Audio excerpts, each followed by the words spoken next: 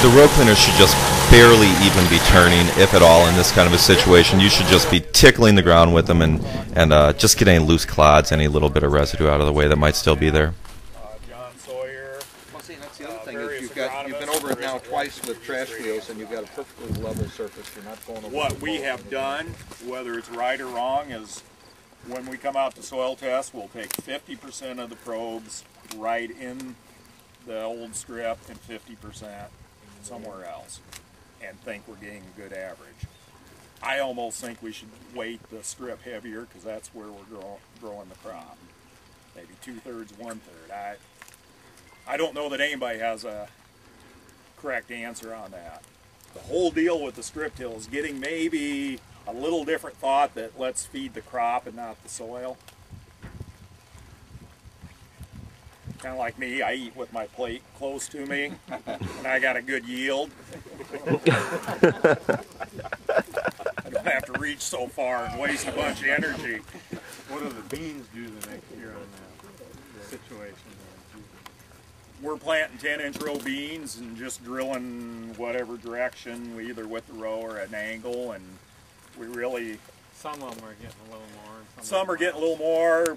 By the time we've shifted, we'll never have our strip exactly in the same spot that it was 2 years ago. And a lot of people switch over and grow 30-inch soybeans with this system too. Just different strokes for different folks on that one. Needs to break down whatever the proper agronomy term is. So you're kind of just spreading that out over the years. Which will be, if they can run the fertilizer in this kind of weather, that says a lot about the Montag product. Oh, that's a Montag there? Yeah, see, well, this cart, that box right there is actually made by a guy named Dave Jordanine.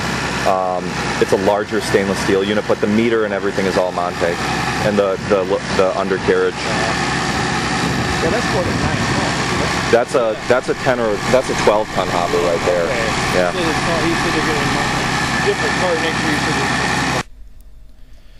Because you can run the Pluribus strip till unit at a fairly high speed, you need a fertilizer system that can push it out at that kind of speed too. So this will be a nice look at the Montag fertilizer setup with this. This is Jim and Roger Montag standing around. They're chatting a little bit about fertilizer. Normal operating conditions. This is the real world, yeah. They're referring to the dry fertilizer's tendency to clump up, you know, when it says wet as it is here. It did a real good job. I think, did you see his display in there? No, you got to take a look at that trailer. It is just an eye-opener, but it points out we can reduce rates by half. I got guys that do that. And still get more in the root zone than broadcast.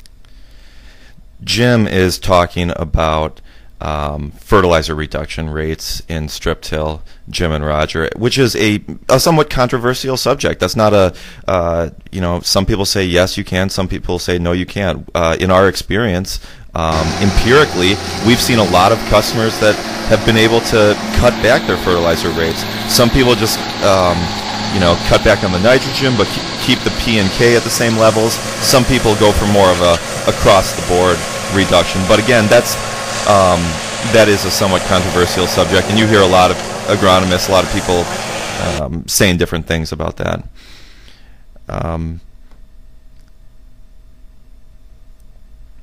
Here we're running this pretty moderate corn residue here. He's probably moving that about 8 miles an hour.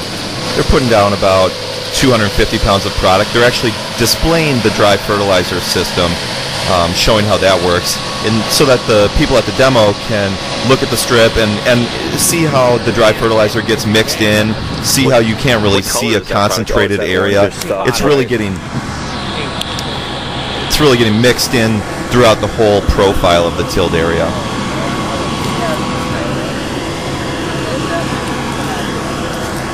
You can see when it's dry like this, the Pluribus strip till unit makes it really, really loose. And we're operating about 5 inches deep.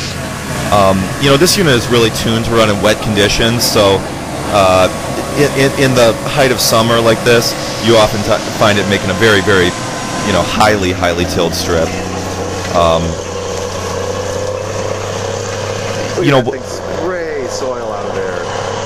when the unit is operating properly, whether it's wet, dry, anything, you should be looking for a bit of a rooster tail coming out of the back of the unit. In this instance, he's actually probably driving a little bit too fast. With as dry as it is, it's actually the soil is fracturing too easily, and it's spraying too much. Ground-driven rototiller. There's Jim right there. That's actually a little too fast. For those of you guys that don't know Jim, haven't seen him around at the farm show. See, at 9 there's so much turbulence in there that we're spreading a little bit here at 6. But that's not always going to be the case, because if it was wetter, and in different soil types, when it's wetter, that speed won't do that. So you got to feel how this, the soil conditions are going to react with the machine. Yeah, you don't want to run this unit the same way across the board.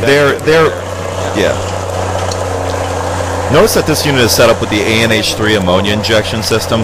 That's a pressurized ammonia injection system that we recommend for use with this unit.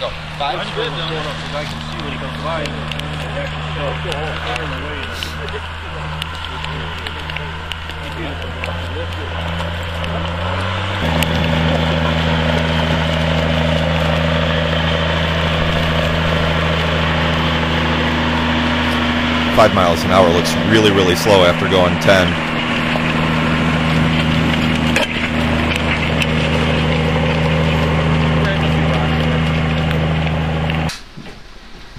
These are some static displays that Jeff put together. Really interesting, display showing, how the reduction of fertilizer rates when you're reducing the area that you're fertilizing, that you're really focusing with strip till on fertilizing the root band area. Thanks a lot. I mean, this was a really great event, and I just can't thank the whole Reints family for putting on such an amazing event. For more information, hop over to dawnequipment.com or check out our YouTube site, which is linked to our website, and you'll find videos of this unit running in a lot of conditions, and you can probably find it running in a condition about what you're going to run into, spring or fall. This is what fuel you consume for chopping.